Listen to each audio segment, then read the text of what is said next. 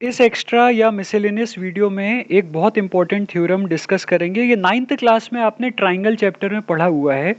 अब आगे जो आपका जो नेक्स्ट जो वीडियो है परपेंडिकुलर लाइंस, तो उसको समझने के लिए ये थ्योरम जो है वो पढ़ना बहुत इंपॉर्टेंट है। बस इसको कोई प्रूफ वगैरह हम नहीं कर रहे हैं, क्योंकि ये तो पिछली क्लासेस में आप पढ़ चुके हो, छोटी क्लासेस में। बस लेकिन उसको थोड़ा सा आपको ध्यान में रखने के लिए, क्योंकि कई बार ऐसा होता है कि हम जैसे आगे अब वो बताएंगे, जब परपेंडिकुलर लाइंस में वो जब कंडीशन आएगी तो हो सकता है कि कई लोगों को प्रॉब्लम जाए कि ये कैसे आया। तो इसीलिए मैं पहले से एक प्लेटफॉर्म बना रहा हूँ आप लोग के लिए कि अगर कुछ भी आपको ऐसा रहे, अगर ये कंडीशन उसमें आती है तो वो आपको तुरंत समझ में आ जाए। क्लियर? तो अभी स्टार्ट करते हैं। देखिए ये थ्योरम क्या कहता है।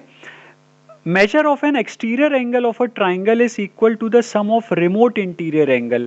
I repeat, एक बार फिर से रिपीट कर रहा हूँ। Measure of an exterior angle of a triangle is equal to the sum of remote interior angle. अब देखिए इसका मतलब क्या होता है। जैसे ये ट्राइंगल मैंने लिया क्या, ए बी सी सपोज कीजिए, ओके। तो अगर मैं ये जो एंगल जिनकी मैं ये जो मैंने अभी बनाया है, सपोज कीजिए ये मैंने बनाया θ1 θ2 और ये बनाया θ3। तो ये तीनों एंगल इंटीरियर एंगल्स कहलाएंगे, क्योंकि ये ट्राइंगल के अंदर बन रहे हैं, इसीलिए इंटीरियर एंगल्स कहलाएंगे। जो एंगल ट्राइंगल के बाहर बन रहा है वो कहलाएगा क्या, एक्सटीरियर एंगल। जैसे ये अगर मैं इसको θ4 नेमिंग कर दूं तो ये एंगल कहलाएगा मेरा exterior angle. Okay, is that clear? तो यहाँ पे ये थ्योरम क्या कहता है कि एक्सटीरियर एंगल का जो मेजर होगा वो सम ऑफ रिमोट इंटीरियर एंगल के इक्वल होगा। अब देखिए रिमोट इंटीरियर एंगल का मतलब क्या हो गया यहाँ पे, कि यहाँ पे θ4 जो होगा, मतलब इस एंगल का जो मेजर होगा वो क्या होगा, इसके एडजेसेंट जो एंगल है।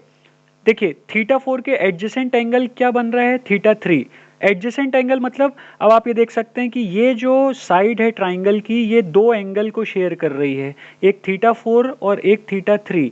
तो इस θ4 के साथ में जो शेयरिंग वाला एंगल है, उसको छोड़ के जो दो एंगल बनते हैं उसका अगर हम सम कर दें, इनका सम क्या होगा, θ1 प्लस θ2।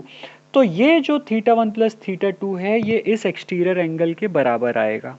आई होप आपको ये चीज समझ में आ गई होगी। अब अगर मैं यहाँ पे सपोज कीजिए कि अगर मैं इसको एक्सटेंड कर दूं तो ये एक एक्सटीरियर एंगल बन जाता है। अब ये एक्सटीरियर एंगल मान लीजिए मैंने θ5 से डिनोट कर दिया। ओके, अब इसके साथ में जो नेबरिंग एंगल है, अगर मैं उसको हाइट कर दूं तो ये जो θ5 का जो मेजर होगा वो किसके इक्वल होगा, जो इंटीरियर एंगल जो बाकी बचते हैं उनके सम के इक्वल, मतलब θ2 प्लस θ3 के इक्वल। क्लियर? सिमिलरली अब अगर मैं मान लीजिए इसको अगर एक्सटेंड कर देता हूं तो ये मेरा एक एंगल बन गया, एक्सटीरियर एंगल या आउटर एंगल जिसको हम बोल सकते हैं। आप एक्सटीरियर एंगल को आउटर एंगल भी बोल सकते हो। तो ये θ6 हो गया। अब अगर मुझे θ6 का मेजर लेना है तो ये किसके इक्वल होगा, हम θ6 के साथ में जो उसका जो एंगल है, उसके साथ शेयरिंग जो एंगल है उसको हम हाइट कर देंगे, और ये जो आपके जो दो एंगल हैं उनको, इंटीरियर एंगल जो दो हैं उनको अगर हम प्लस कर देंगे तो ये इसके इक्वल हो जाएगा। Is that clear? तो यही आपका थ्योरम कहता है कि measure of an exterior angle of a triangle is equal to the sum of remote interior angle. तो देखिए यही चीज मैंने यहाँ पे लिखी है। मान लीजिए अगर ये एंगल θ3 है तो ये θ3 जो होगा एंगल, ये किसके इक्वल होगा, सम ऑफ θ1 प्लस θ2 के इक्वल। सिमिलरली अगर ये एक्सटीरियर एंगल θ1 मैंने लिया तो ये किसके इक्वल होगा, सम ऑफ एंगल θ2 प्लस θ3। सिमिलरली अगर ये आउटर एंगल मैंने θ2 लिया या एक्सटीरियर एंगल θ2 लिया तो ये किसके इक्वल होगा, θ1 प्लस θ3 के इक्वल। तो आई होप ये छोटे से वीडियो में आपको क्लियर हो गया होगा कि ये थ्योरम क्या है। ये थ्योरम जो है वो आगे नेक्स्ट जब हम परपेंडिकुलर लाइन पढ़ेंगे और उसमें जब हम उसको कंसेप्चुअली जब देखेंगे तब ये हमारा थ्योरम बहुत काम आने वाला है। तो इस एक्स्ट्रा वीडियो में हमने देखा एक important theorem related to exterior angle of a triangle. तो नेक्स्ट वीडियो में हम बात करेंगे परपेंडिकुलर लाइंस के बारे में रिगार्डिंग स्लोप, मतलब स्लोप के रिस्पेक्ट में परपेंडिकुलर लाइन की डेफिनेशन क्या है वो हम पढ़ेंगे नेक्स्ट वीडियो में। Thank you.